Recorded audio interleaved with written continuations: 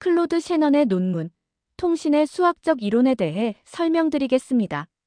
이 논문은 현대정보통신의 기초가 된 매우 중요한 연구로 정보라는 개념을 수학적으로 정의하고 통신 시스템의 구조를 체계적으로 정리했습니다.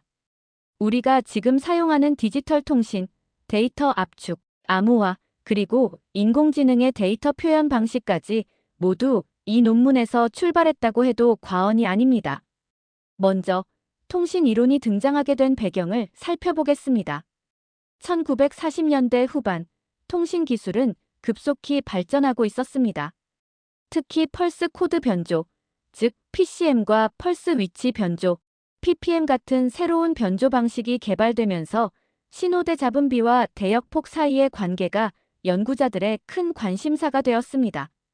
예를 들어 신호대 잡음비를 개선하려면 더 넓은 대역폭이 필요하고 반대로 대역폭을 줄이면 잡음의 영향을 더 크게 받게 되는 구조입니다. 이런 문제를 수학적으로 분석할 수 있다면 통신의 효율을 극대화할 수 있다는 생각이 자연스럽게 이어졌습니다. 이때 셰넌은 나이퀴스트와 하틀리의 선행 연구를 바탕으로 보다 일반화된 이론을 세웠습니다.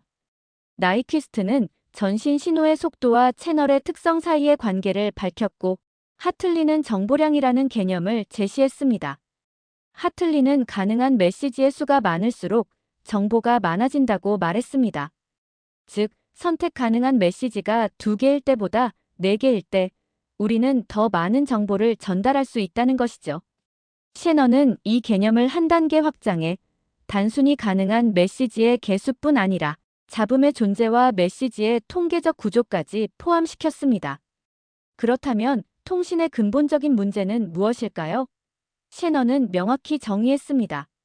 한 지점에서 선택된 메시지를 다른 지점에서 가능한 한 정확하게 또는 근사적으로 재현하는 것, 이것이 바로 통신의 본질이라고 했습니다. 메시지는 보통 의미를 담고 있지만 셰넌은 의미 자체는 공학적으로 고려 대상이 아니라고 했습니다.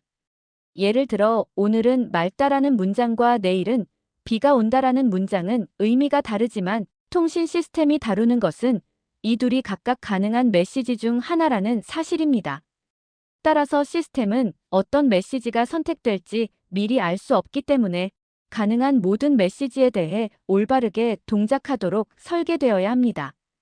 이제 정보의 양을 어떻게 측정할 수 있는지 알아보겠습니다. 메시지의 수가 유한하고 모든 메시지가 같은 확률로 선택될 때 우리는 단순히 그 개수나 그 개수의 로그 값을 정보량으로 사용할 수 있습니다. 하틀리는 이때 로그 함수를 쓰는 것이 가장 자연스럽다고 말했습니다. 셰넌도 이 방식을 채택했죠. 로그 척도를 사용하는 이유는 3가지입니다. 첫째, 실용적이기 때문입니다. 예를 들어 통신에서 중요한 변수들, 즉 시간, 대역폭, 중계기의 수 같은 것은 가능한 상태의 수의 로그 값에 비례해 선형적으로 변합니다. 하나의 릴레이를 추가하면 가능한 상태의 수는 2배가 되지만 로그 값은 단지 일정한 양만큼 증가합니다. 둘째, 직관적으로도 편합니다. 2장의 펀치카드가 한 장보다 2배의 정보를 저장할 수 있다는 감각은 우리가 로그 척도를 자연스럽게 받아들이고 있음을 보여줍니다. 셋째, 수학적으로도 계산이 간단해집니다. 극한이나 미분, 적분 같은 연산이 로그를 사용하면 훨씬 다루기 쉬워집니다. 로그의 밑을 2로 정하면 단위는 비트가 됩니다. 비트는 0과 1 중 하나를 나타내는 가장 기본적인 정보 단위죠. 만약 밑을 10으로 정하면 10진 숫자 단위를 사용하게 되는데 10진 숫자 하나는 약 3.32 비트에 해당합니다. 또 미적분 계산이 포함된 이론에서는 자연 로그 미치니, 즉 2.7 정도의 값을 사용해서 자연 단위로 표현하기도 합니다. 이제 통신 시스템의 구조로 넘어가겠습니다. 셰넌은 모든 통신 시스템을 5가지 기본 부분으로 나누었습니다. 첫째는 정보원입니다. 정보원은 메시지 또는 메시지의 연속을 만들어내는 부분입니다. 예를 들어 전신에서는 문자의 시퀀스, 라디오나 전화에서는 시간에 따라 변하는 음성 신호, 텔레비전에서는 시간과 공간, 좌표에 따른 영상 신호가 이에 해당합니다. 둘째는 송신기입니다. 송신기는 정보원을 변환하여 채널을 통해 전송할 수 있는 형태로 바꾸는 역할을 합니다. 전화에서는 음압을 전류로 바꾸고 전신에서는 점과 선, 공백의 조합으로 인코딩합니다. 디지털 통신에서는 이 과정을 조금 더 복잡하게 처리하는데, 예를 들어 PCM 시스템에서는 음성 신호를 샘플링하고 압축하고 양자화한 뒤 비트열로 인코딩합니다. 셋째는 채널입니다. 채널은 송신기에서 수신기로 신호를 전달하는 매체입니다. 전선이나 동축 케이블, 무선 주파수 대역 또는 광섬유 같은 빛의 경로가 모두 여기에 속합니다. 넷째는 수신기입니다. 수신기는 송신기의 동작을 거꾸로 수행해서 신호로부터 원래의 메시지를 복원합니다. 예를 들어 전화 수신기에서는 전류의 변화를 다시 음압으로 바꾸는 과정을 거칩니다. 마지막은 목적지입니다. 메시지가 전달되길 의도한 사람 또는 장치가 바로 목적지입니다. 이 5구성 요소는 거의 모든 통신 시스템에 공통적으로 존재합니다. 전화, 라디오, 텔레비전, 인터넷, 심지어 컴퓨터 간 데이터 전송까지 모두 이 구조 안에서 설명할 수 있습니다. 이제 셰넌은 이런 통신 시스템을 3가지로 분류했습니다. 첫째는 메시지와 신호가 모두 이산적인 심볼 시퀀스로 표현되는 이산 시스템입니다. 전신 통신이 그 대표적인 예죠. 둘째는 메시지와 신호가 모두 연속적인 함수로 표현되는 연속 시스템입니다. 라디오나 텔레비전 같은 아날로그 신호가 여기에 속합니다. 셋째는 이산과 연속이 섞인 혼합 시스템입니다. 음성을 디지털 형태로 전송하는 PCM이 대표적인 예입니다. 셰넌은 이중 이산 시스템을 먼저 다루었습니다. 그 이유는 이산 시스템이 수학적으로 명확하게 정의될 수 있고 나중에 연속 시스템을 다루는 기초로 활용되기 때문입니다. 이제 이산 시스템 중에서도 잡음이 전혀 없는 경우를 생각해 봅시다. 잡음이 없다는 것은 송신한 신호가 수신기에 그대로 도달한다는 뜻입니다. 이런 이상적인 채널을 이산 무잡음 채널이라고 부릅니다. 가장 간단한 예로 전신이나 텔레타이프를 들 수 있습니다. 전신에서는 점, 선, 공백, 단어 공백 등의 심볼을 사용합니다. 다만 시스템상 일부 조합은 허용되지 않습니다. 예를 들어 공백 다음에 또 공백이 오는 경우는 허용되지 않죠. 이런 제약 조건이 있을 때 셰넌은 채널이 가질 수 있는 최대 정보, 전송 능력, 즉 채널 용량을 정의했습니다. 텔레타이프의 경우를 예로 들어보겠습니다. 모든 심볼의 길이가 같고 가능한 32개의 부호가 모두 사용 가능하다면 각 심볼은 5비트의 정보를 전달합니다. 만약 초당 n개의 심볼을 보낼 수 있다면 채널 용량은 초당 5Mbit가 됩니다. 이것이 채널이 전송할 수 있는 최대 정보량입니다. 하지만 실제 전송 속도가 이 용량에 도달하는지는 정보원의 특성에 따라 달라집니다. 보다 일반적인 경우 심볼의 길이가 서로 다르거나 특정 조합이 금지되어 있을 때 셰넌은 채널 용량을 다음과 같이 정의했습니다. 시간 t 동안 전송할 수 있는 허용된 신호의 개수를 nt라고 할 때 채널 용량 c는 로그 nt를 t로 나눈 값의 극한, 즉 t가 충분히 커질 때의 그 비율로 정합니다. 이렇게 하면 채널의 단위 시간당 정보 전송 능력을 구할 수 있습니다. 이 정의는 매우 강력합니다. 왜냐하면 실제로 어떤 신호를 사용하든 그 신호가 허용된 집합 안에만 있다면 채널의 정보 전송 한계는 이 수식으로 표현되기 때문입니다. 예를 들어 모든 심볼의 길이가 다르고 가능한 조합이 제한된 경우에도 시간에 따른 신호의 수 nt는 일정한 규칙성을 보입니다. 셰넌은 이런 규칙을 유한 차분 방정식으로 나타냈습니다. 즉, 특정 시간 길이 t에서 가능한 신호의 수 nt는 더 짧은 길이의 가능한 신호수를 이용해 계산할 수 있다는 뜻입니다. 이런 반복 관계를 풀면 nt는 대체로 x의 t승꼴로 증가하고 여기서 x의 값은 특성 방정식을 만족하는 가장 큰 실수해가 됩니다. 이때 채널 용량 c는 로그 x로 표현됩니다. 즉, 채널 용량이란 가능한 신호수의 증가 속도를 로그로 표현한 값이라고 할 수 있습니다. 이것은 통신 시스템이 갖는 본질적인 한계, 즉 아무리 신호를 조합해도 초당 2 이상으로는 정보를 보낼 수 없다는 한계를 수학적으로 규정한 것입니다. 셰넌은 여기서 한 걸음 더 나아가 이러한 원리를 잡음이 존재하는 채널, 그리고 통계적 구조를 가진 정보원으로 확장했습니다. 바로 이 부분에서 엔트로피, 즉 정보의 불확실성을 정량화하는 개념이 등장하게 됩니다. 이제부터는 셰넌이 통신의 기본 구성 요소 중 하나로 정의한 정보원, 즉 메시지를 만들어내는 부분을 자세히 살펴보겠습니다. 정보원은 단순히 데이터를 발생시키는 장치 이상의 의미를 가집니다. 수학적으로는 특정 확률 규칙을 따라 심볼을 생성하는 시스템으로 볼 수 있습니다. 예를 들어 전신에서 문자들이 전송될 때 문자인은 자주 나오고 크유는 거의 나오지 않죠. 이런 확률적 경향이 바로 정보원의 통계적 구조입니다. 셰넌은 이러한 정보원을 확률 과정으로 모델링했습니다. 즉, 어떤 정보원이 일정한 확률에 따라 순차적으로 심볼을 생성한다고 생각할 수 있습니다. 가장 단순한 경우에는 모든 심볼이 서로 독립적으로 그리고 같은 확률로 선택됩니다. 이를 독립 등확률 과정이라고 부릅니다.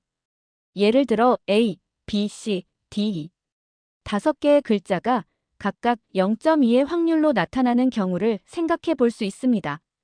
하지만 실제 언어처럼 구조가 있는 정보원에서는 심볼이 독립적이지 않습니다. 특정 글자가 나오면 그 다음 글자가 달라질 확률이 달라집니다. 예를 들어 영어에서는 T 다음에 H가 나올 확률이 매우 높습니다. 이런 현상을 표현하기 위해 셰넌은 마르코프 과정이라는 개념을 사용했습니다. 마르코프 과정이란 현재의 상태가 바로 이전 상태에 의해서만 결정되는 확률적 시스템을 말합니다. 즉, 지금 어떤 글자가 나타났느냐에 따라 다음 글자의 확률이 달라지는 구조입니다. 이런 과정을 통해 문자나 단어의 전이 확률을 정의할 수 있습니다. 예를 들어 세 글자 A, B, C가 있고 각각의 다음 글자가 나올 확률을 표로 나타낸다고 합시다. A 다음에는 B가 80%, C가 20% 확률로 나타난다. B 다음에는 어가 50%, C가 50% 확률로 나타난다. C 다음에는 어가 90%, B가 10% 확률로 나타난다. 이런 규칙으로 생성된 문자열은 완전히 무작위는 아니지만 반복적인 경향성을 가집니다. 이런 구조가 바로 자연어의 통계적 특성과 닮아 있습니다. 셰넌은 이 아이디어를 발전시켜 언어를 여러 수준의 근사로 모델링했습니다. 첫 번째는 영차 근사, 즉 모든 문자가 동일한 확률로 선택되는 경우입니다. 이때 생성된 문장은 완전히 의미 없는 무작위 문자 나열처럼 보입니다. 두 번째는 1차 근사로 각 문자의 등장 확률은 실제 영어에서와 같지만 문자 간의 연관성은 고려되지 않습니다. 이 경우 자주 쓰이는 문자들이 더 자주 나타나지만 여전히 의미는 없습니다. 세 번째는 2차 근사입니다. 이때부터는 두 글자, 즉 이중 문자 구조가 반영됩니다. 예를 들어 T 다음에는 H가 자주 오고 Q 다음에는 U가 오는 식의 규칙이 포함되죠. 이 수준에서는 이미 어느 정도 영어처럼 보이는 조합이 등장합니다. 마지막으로 3차 근사에서는 세 글자 단위의 확률 구조가 적용되어 문장이 훨씬 자연스러워집니다. 셰넌은 이 과정을 통해 충분히 복잡한 확률 과정을 사용하면 실제 언어를 매우 잘 근사할 수 있다고 설명했습니다. 이러한 확률 구조를 수학적으로 표현하기 위해 그래프 표현도 사용됩니다. 각 상태는 가능한 문자 조합을 의미하고 화살표는 다음 문자로의 전이를 나타냅니다. 예를 들어 어에서 B로 가는 화살표는 A 다음에 B가 나올 확률을 의미합니다. 그래프를 통해 문자들의 전이 관계를 시각적으로 표현하면 언어의 구조적 규칙성이 쉽게 드러납니다. 이제 이런 정보원 중에서도 특별히 중요한 유형이 있습니다. 바로 에르고딕 정보원입니다. 에르고딕이란 통계적으로 균일하다는 뜻입니다. 즉, 같은 과정에서 생성된 모든 시퀀스가 통계적으로 동일한 특성을 가진다는 의미입니다. 예를 들어 어떤 문자 시퀀스의 길이를 무한히 늘렸을 때 그 시퀀스에서의 문자 빈도나 이중 문자, 빈도 등이 고정된 값에 수렴한다면 그 정보원은 에르고딕하다고 할 수 있습니다. 에르고딕의 반대 개념은 혼합 정보원입니다. 혼합 정보원은 여러 개의 서로 다른 에르고딕 구성 요소로 이루어집니다. 예를 들어 어떤 정보원이 두 가지 통계적 규칙을 가진 상태 중 하나에서 작동한다고 합시다. 하나는 어와 b가 주로 나타나는 구조이고 다른 하나는 c와 d가 자주 나타나는 구조입니다. 이런 경우 전체 시스템은 두 개의 에르고딕 정보원이 섞인 혼합 정보원으로 볼 수 있습니다. 이제 우리는 정보원의 구조를 이해했으니 다음 질문으로 넘어가야 합니다. 이 정보원은 실제로 얼마만큼의 정보를 만들어내는가? 이것을 정량적으로 측정하는 개념이 바로 엔트로피입니다. 엔트로피는 선택의 불확실성을 수로 표현한 값입니다. 가능한 사건들이 각각 P1, P, Pn의 확률로 발생할 때 이 중 어떤 것이 실제로 일어날지를 모른다면 우리는 불확실성을 느끼게 됩니다. 이때 그 불확실성의 정도를 측정하는 함수가 바로 엔트로피입니다. 셰넌은 이 엔트로피가 가져야 할 세 가지 조건을 제시했습니다. 첫째, 확률에 대해 연속적이어야 합니다.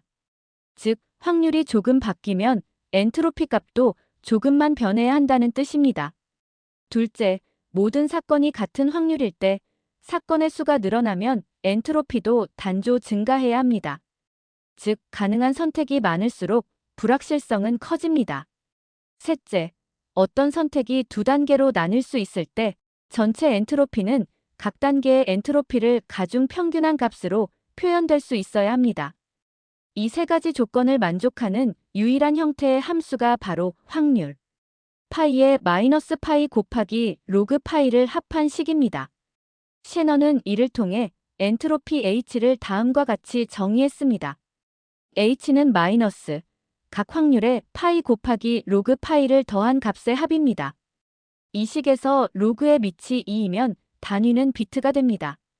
따라서 H는 평균적으로 한 번의 사건이 발생할 때 생성되는 정보의 양을 나타냅니다. 이 엔트로피는 물리학에서의 엔트로피와도 매우 유사합니다. 실제로 볼츠만의 H정리에서 등장하는 수식과 거의 같은 형태를 가집니다. 그래서 셰넌은 물리학의 개념을 정보이론에 적용한 최초의 인물이라고 평가받습니다. 엔트로피가 0이 되는 경우는 어떤 사건이 확실히 일어날 때입니다.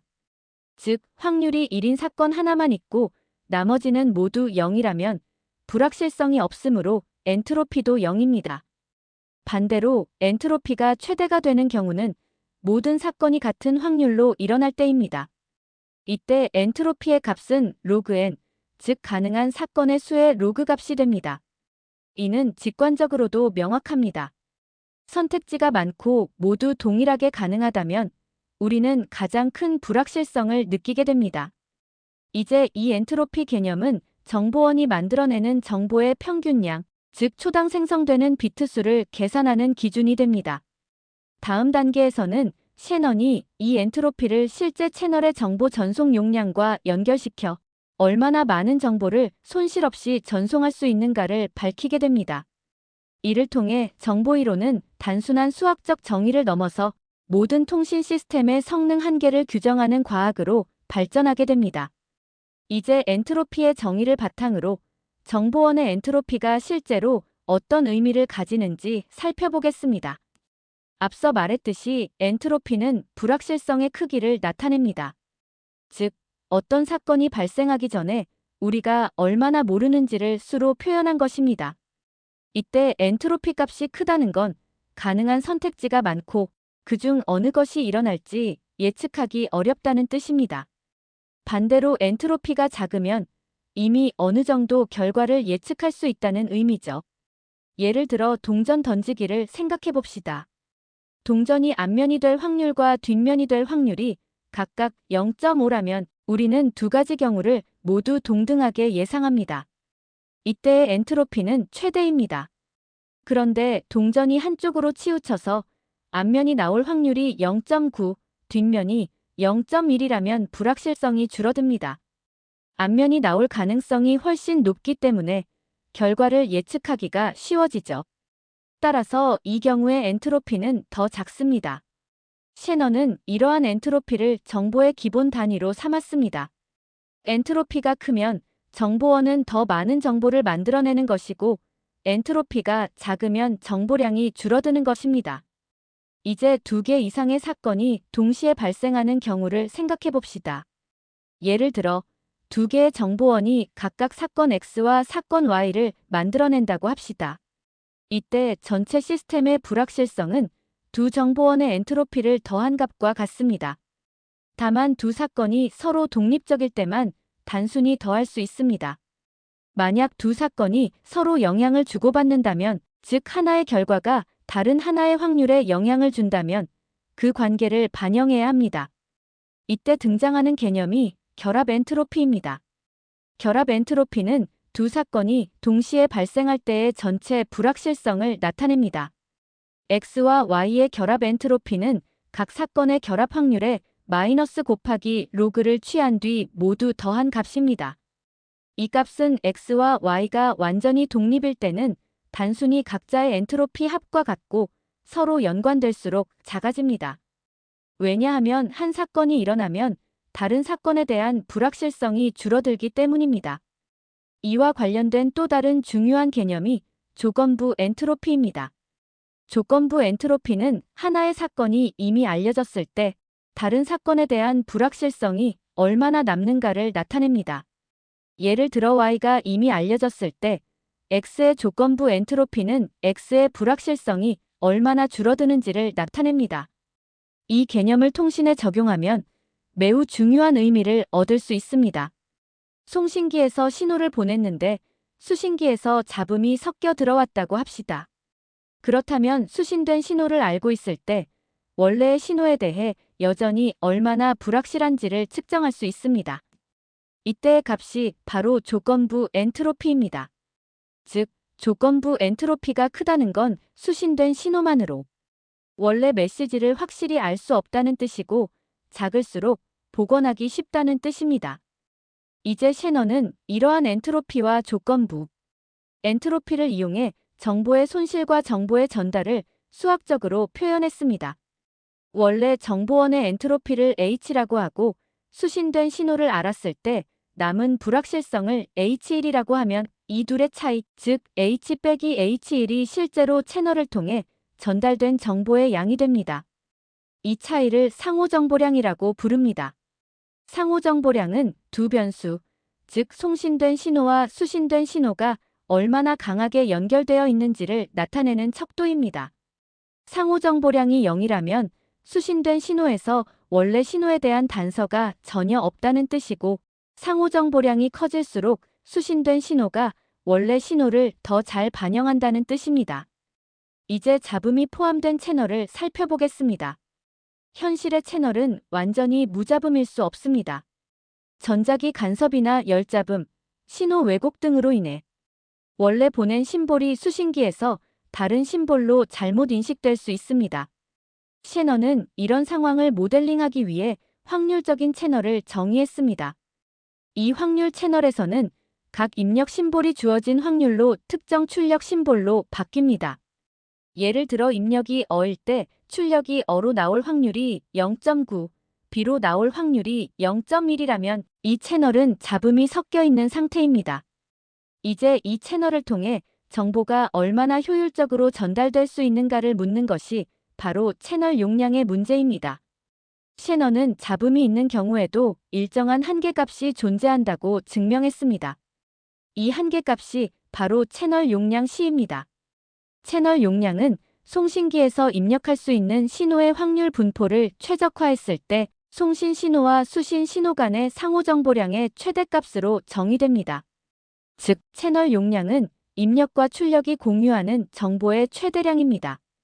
이 말은 아무리 복잡한 코드를 사용하더라도 이 채널 용량을 넘어서 정보 전송률을 높일 수 없다는 뜻입니다. 그러나 동시에 이 용량보다 낮은 속도에서는 이론적으로 오류 없는 통신이 가능하다는 사실을 의미하기도 합니다. 셰넌의 이 결과는 잡음이 있는 채널에서도 오류 없는 전송이 가능하다는 놀라운 결론으로 이어졌습니다. 단, 그 전송률이 채널 용량 이하일 때만 가능합니다. 이게 바로 셰넌의 제일 기본 정리로 불립니다. 이 정리의 의미를 좀 더 직관적으로 살펴보겠습니다. 예를 들어 우리가 메시지를 보낼 때 각 심볼을 단순히 그대로 보내면 잡음에 의해 오류가 생길 수 있습니다. 하지만 셰넌은 이런 오류를 줄이기 위해 부호화, 즉 코딩을 사용할 수 있다고 설명했습니다. 원래의 메시지를 약간 길게 바꾸고 그 안에 중복된 정보를 삽입함으로써 수신기가 잡음으로 인한 오류를 스스로 찾아내고 복원할 수 있게 만드는 것입니다. 이때 중요한 건 중복이 많아질수록 오류는 줄어들지만 동시에 정보 전송 속도도 떨어진다는 점입니다. 따라서 최적의 코딩 방식은 채널의 용량 한계에 근접하면서도 오류를 최소화하는 형태가 되어야 합니다. 셰넌은 바로 이 최적 지점을 수학적으로 규정했습니다. 그가 제시한 결론은 간단하지만 강력합니다. 첫째, 어떤 채널에도 그 채널이 감당할 수 있는 최대 정보 전송률이 존재한다. 둘째, 전송률이 그 용량 이하일 때는 잡음이 있더라도 오류 없는 전송이 가능하다.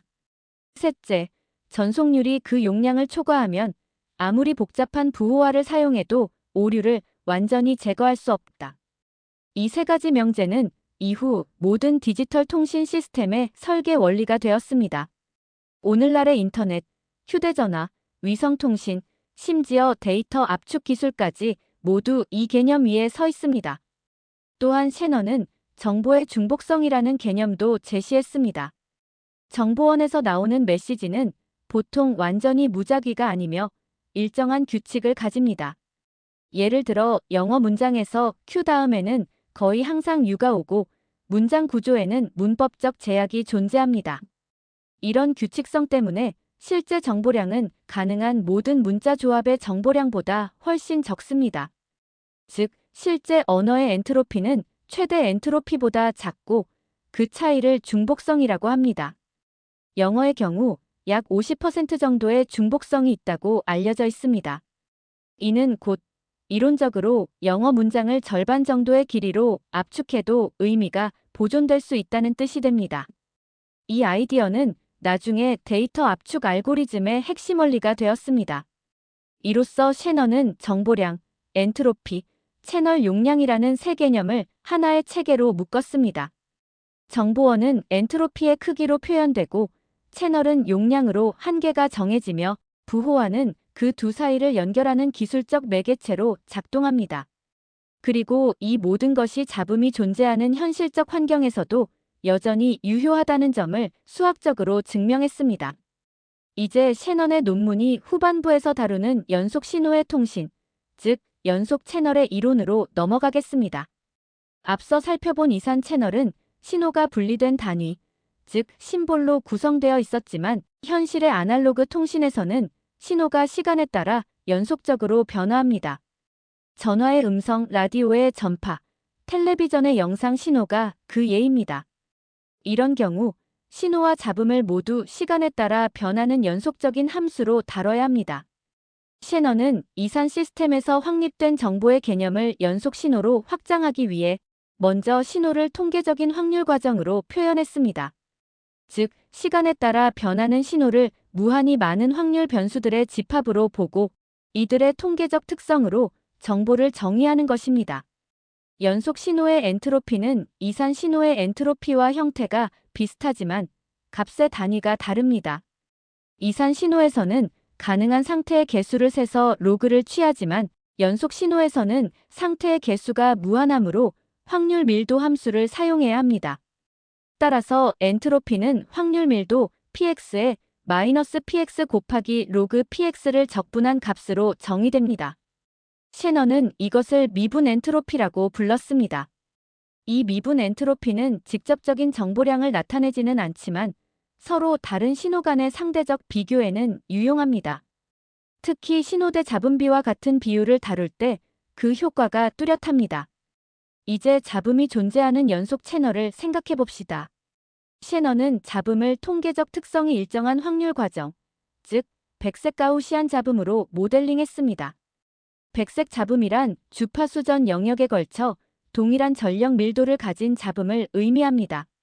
쉽게 말해 모든 주파수에 골고루 분포된 무작위 섞임이라고 할 수 있습니다. 채널의 입력 신호를 X, 잡음을 N, 그리고 수신된 신호를 Y라고 하면 이 관계는 단순히 Y는 X 더하기 N으로 표현됩니다. 즉, 수신 신호는 원래 신호의 잡음이 더해진 형태입니다. 이제 이 채널에서 얼마만큼의 정보가 손실 없이 전달될 수 있을까요? 셰넌은 이 문제를 수학적으로 풀어 연속 채널의 용량 공식을 제시했습니다. 그 식은 다음과 같습니다. 채널 용량 C는 대역폭 B가 주어졌을 때 B 곱하기 로그 괄호 열고 1 더하기 S 나누기 N 괄호 닫기입니다. 여기서 S는 신호 전력, N은 잡음 전력입니다. 이 식이 의미하는 바는 매우 명확합니다.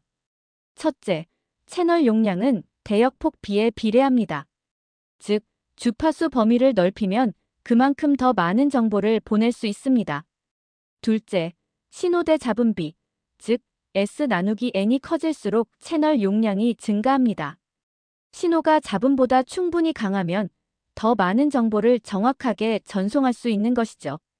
셋째, 로그 형태를 취하기 때문에 신호대 잡음 B가 2배가 된다고 해서 용량이 2배가 되지는 않습니다. 일정 수준 이상에서는 효율이 점점 줄어들게 됩니다. 이 공식은 모든 아날로그 통신 시스템의 성능 한계를 결정하는 기본식입니다. 예를 들어 대역폭이 3kHz이고 신호대 잡음 B가 30dB인 전화 채널을 생각해 봅시다. 신호대 잡음 B 30dB은 S 나누기 N이 약 1000에 해당합니다. 이를 식에 대입하면 채널 용량은 3000 곱하기 로그 괄호 열고 1 더하기 1000 괄호 닫기 이므로 약 3000 곱하기 10이 되어 초당 3만 비트 정도의 용량이 됩니다. 즉, 이상적인 상황에서는 이 채널로 초당 3만 비트, 다시 말해 3만 개의 이진 신호를 보낼 수 있다는 뜻입니다. 하지만 현실에서는 대역폭이나 신호 전력이 제한되어 있기 때문에 이 한계에 도달하기는 어렵습니다. 따라서 셰넌의 공식은 실제로 이론적인 상한선으로 작용합니다. 통신 시스템이 아무리 개선되어도 이 값을 넘을 수는 없습니다. 다만 효율적인 부호화 기술을 사용하면 이 한계에 점점 가까이 다가갈 수는 있습니다. 셰넌은 또 하나의 중요한 사실을 밝혔습니다. 가장 효율적인 신호의 통계적 형태는 가우시안 분포를 따른다는 것입니다. 즉, 입력 신호가 평균 0, 분산 S를 가지는 가우시안 확률 변수일 때 채널 용량이 최대가 됩니다. 이 결과는 정보이론뿐 아니라 통계 신호 처리와 통신 공학 전체에 걸쳐 매우 중요한 의미를 가집니다. 왜냐하면 자연계의 많은 잡음이 가우시안 분포를 따르기 때문에 실제 환경에서 이 조건이 거의 성립하기 때문입니다. 결국 셰넌의 연속 채널 이론은 현실적인 통신 시스템을 수학적으로 완전히 설명할 수 있는 첫 번째 모델이 되었습니다. 그의 이론에 따르면 어떤 통신 시스템이든 잡음이 존재하더라도 채널 용량 이하의 속도로 부호화하면 오류 없는 전송이 가능하다는 것이죠. 이제 이 결과를 조금 더 구체적인 예로 살펴보겠습니다. 만약 대역폭을 2배로 늘리면 용량은 정확히 2배가 됩니다. 하지만 신호 전력을 2배로 늘리면 용량은 로그 괄호 열고 1 더하기 ES 나누기 N 괄호 닫기 형태로 증가하므로 대략 1.5배 정도만 늘어납니다. 즉, 대역폭을 넓히는 것이 신호 전력을 높이는 것보다 훨씬 더 효율적으로 용량을 증가시킨다는 결론을 얻을 수 있습니다. 이 관계는 현대통신 시스템의 설계 방향을 결정짓는 핵심 원리가 되었습니다. 예를 들어 무선 통신에서는 주파수 자원이 한정되어 있기 때문에 제한된 대역폭에서 최대한 많은 정보를 보내기 위한 기술, 즉 스펙트럼 효율을 높이는 방식이 발전했습니다. 반면 광통신이나 유선통신처럼 대역폭을 비교적 넓게 확보할 수 있는 환경에서는 신호 전력보다 대역폭을 확대하는 것이 훨씬 유리합니다. 셰넌은 이 공식을 통해 정보 전송의 절대적 한계를 수학적으로 규정했습니다. 이로써 통신 시스템이 이론적으로 달성할 수 있는 최고 효율이 명확해졌고, 이후의 모든 연구는 이 한계에 얼마나 가까워질 수 있는가를 목표로 발전하게 됩니다. 또한 셰넌은 실제 통신에서 오류를 줄이기 위한 여러 가지 부호화 방식을 함께 제안했습니다. 그는 원래의 정보를 효율적으로 압축하는 과정과 잡음으로부터 보호하기 위해 중복을 추가하는 과정을 구분했습니다. 전자를 원천 부호화, 후자를 채널 부호화라고 부릅니다. 원천 부호화는 정보원의 엔트로피를 줄이는 과정입니다. 즉, 메시지 안에 존재하는 불필요한 중복을 제거해 효율적으로 표현하는 것이 목표입니다. 예를 들어 영어 문장에서 자주 나타나는 문자를 짧은 코드로, 드물게 나타나는 문자를 긴 코드로 바꾸면 평균 부호 길이를 줄일 수 있습니다. 이런 방식의 대표적인 예가 허프만 부호입니다. 반면 채널 부호화는 잡음으로 인한 오류를 복원하기 위한 과정입니다. 메시지에 의도적으로 중복을 추가해 수신기가 오류를 감지하고 교정할 수 있도록 만드는 것이죠. 현대의 오류 정정 코드, 예를 들어 해밍 코드, 리드, 솔로몬 코드, 그리고 터보 코드와 LDPC 코드까지 모두 셰넌의 이론에서 비롯된 응용 기술입니다. 셰넌은 이렇게 말했습니다. 완벽한 부호화가 존재한다. 다만 그것을 실제로 찾는 것은 매우 어렵다. 그의 말은 70년이 지난 지금도 여전히 유효합니다. 오늘날의 통신 시스템은 셰넌이 제시한 채널 용량에 거의 도달했지만 완전히 이론적 한계를 넘지는 못했습니다. 결국 셰넌의 이론은 단순한 수학적 모델을 넘어서 공학적 이상점으로 남게 된 것입니다. 마지막으로 셰넌의 연구가 가지는 철학적 의미를 짚고 마무리하겠습니다. 그는 정보의 의미나 내용이 아니라 정보의 구조와 형태에 주목했습니다. 즉, 무엇을 말하는가가 아니라 어떻게 말하는가를 수학적으로 규정한 것입니다. 그 결과 정보라는 추상적 개념이 수량화될 수 있게 되었고, 인간의 언어, 신호, 데이터가 모두 같은 수학적 틀 안에서 다뤄질 수 있게 되었습니다. 이것이 바로 오늘날 우리가 사용하는 모든 디지털 통신, 데이터 압축, 암호화, 인공지능의 기초가 된 셰넌의 통찰입니다. 셰넌은 본문에서 제시한 개념들, 즉 엔트로피, 채널 용량, 그리고 부호화 정리를 보다 엄밀하게 증명하기 위해 부록을 두었습니다. 먼저 이산 무잡음 채널에서의 용량이 실제로 한계값으로 수렴한다는 점을 증명했습니다. 그는 시간 t 동안 허용된 신호의 수를 nt라고 했을 때 로그 nt를 t로 나눈 값이 일정한 한계값으로 접근함을 보였습니다. 이때 사용된 수학적 방법은 유한 차분 방정식의 일반해를 구하는 방식입니다. 그 결과 가능한 신호수는 x의 t승에 비례하고 x는 채널 구조를 결정하는 특성 방정식의 최대 해로부터 구해집니다. 따라서 채널 용량은 로그 x로 표현된다는 것이 증명됩니다. 이 과정은 단순히 공식 유도에 그치지 않습니다. 셰넌은 이 증명을 통해 통신 채널이 가지는 구조적 제약이 곧 정보 전달 속도의 근본적 한계를 결정한다는 점을 보여주었습니다. 예를 들어 특정 신호 조합이 금지되어 있거나 심볼의 길이가 일정하지 않다면 가능한 조합의 수가 줄어들게 되고, 이는 곧 용량 감소로 이어집니다. 즉, 물리적 제약이 아닌 조합적 제약만으로도 정보 전송 능력이 제한될 수 있다는 사실을 수학적으로 보인 것입니다. 그 다음 셰넌은 에르고딕 정보원의 개념을 기반으로 한 정보원의 엔트로피 정리를 제시했습니다. 이 정리는 간단히 말하면 정보원이 충분히 길고 안정적이라면 각 메시지가 생성될 확률에 따라 거의 일정한 평균 정보량을 갖게 된다는 내용입니다. 즉, 시간에 따라 정보량의 평균이 변하지 않고 일정한 한계값에 수렴한다는 것이죠.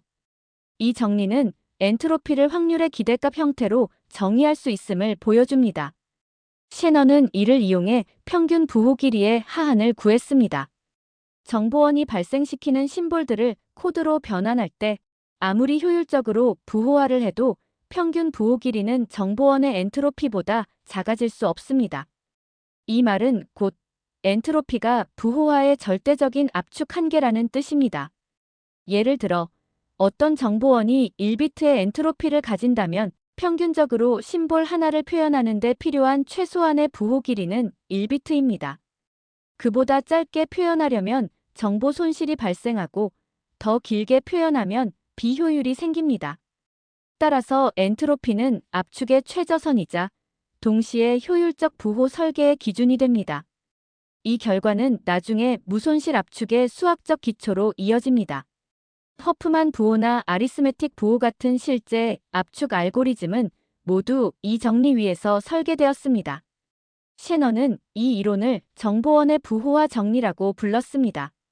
다음은 잡음이 있는 채널에 대한 부호화 정리입니다. 이 정리는 통신이론에서 가장 중요한 결과 중 하나로 셰넌의 제2기본 정리로 불립니다. 내용을 간단히 요약하면 다음과 같습니다.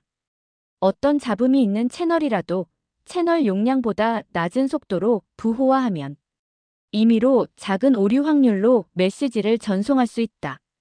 즉, 오류 없는 통신이 이론적으로 가능하다는 것입니다. 하지만 중요한 점은 이 정리가 존재성만을 보장한다는 것입니다. 즉, 그렇게 완벽한 부호화 방법이 존재한다는 것만 증명했을 뿐 실제로 그 부호를 어떻게 구성하는지는 제시하지 않았습니다. 그래서 이후의 연구자들이 셰넌의 이론을 실제 기술로 구현하기 위해 수십 년간 부호 설계 연구를 이어간 것입니다. 이 과정에서 해밍 코드, 콘볼루션 코드, 리드, 솔로몬 코드, 터보 코드, 그리고 LDPC 코드 등이 등장하게 되었습니다. 셰넌의 부호화 정리의 증명 방식은 통계적 접근을 사용합니다. 그는 매우 큰 블록 길이를 가진 메시지를 생각하고 모든 가능한 부호 조합을 확률적으로 고려했습니다. 그중 대부분의 조합은 오류를 일으키지만 아주 일부의 부호는 잡음에도 불구하고 높은 신뢰도로 원래의 메시지를 복원할 수 있음을 보였습니다. 즉, 랜덤하게 생성된 코드들 중에 반드시 좋은 코드가 존재한다는 것입니다. 이 증명이 바로 랜덤 부호화라고 불리는 셰넌의 독창적인 아이디어입니다.